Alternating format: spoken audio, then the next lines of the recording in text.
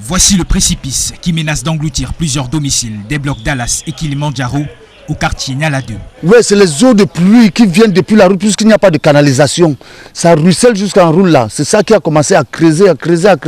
C'est ce que ça arrive à ce niveau. Ça a commencé tout petit là, ça a pris de l'ampleur. On remblait de temps en temps, mais quand la pluie revenait, il y avait toujours les érosions. Le pont que vous voyez, c'est le pont qui lie Dallas et Kilimandjaro. Dallas qui est ce côté, qui est le côté ci Kilimandjaro, qui est celui-ci. Oui, la terre est déjà en train de lâcher, donc le pont n'est même plus en sécurité, ce qui fait qu'il n'y a plus moyen de traverser. Devenu la nouvelle décharge du quartier dans le but de le rembler, ce ravin profond d'environ 15 mètres n'était pourtant qu'une petite rigole qui, au fil des années, a pris un volume inquiétant, contraignant certains habitants à abandonner leur domicile.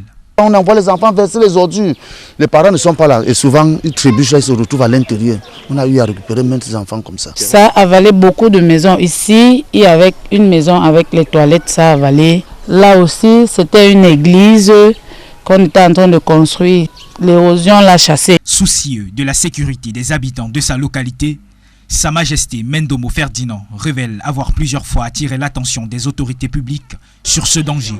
Seulement, aucune des actions entreprises n'a été couronnée de succès. On a écrit aux délégués du gouvernement. Ils ont envoyé des ingénieurs sur le terrain, mais le résultat n'a pas suivi. Nous avons écrit au maire de Douala 3e qui nous a envoyé des camions de terre pendant qu'on goudronnait les deux parallèles de la grande route là-bas. Les terres sont arrêtées et l'eau a continué de couler. C'est un danger public. Alors que la situation semble s'empirer en menaçant des vies, les riverains alertent une fois de plus les pouvoirs publics. Pardon, je me mets à genoux. Si vous pouvez nous aider, aussi pour notre sécurité, aussi pour le bien de notre pays, à ce que nous soyons heureux dans notre quartier. Donc vraiment, nous pleurons vraiment en air que vraiment, si vous pouvez vraiment trouver une solution, c'est là pour nous. Parce que c'est là, c'est très délicat. En attendant cette solution miracle, les occupants des domiciles à proximité de ce ravin vivent dans une peur constante.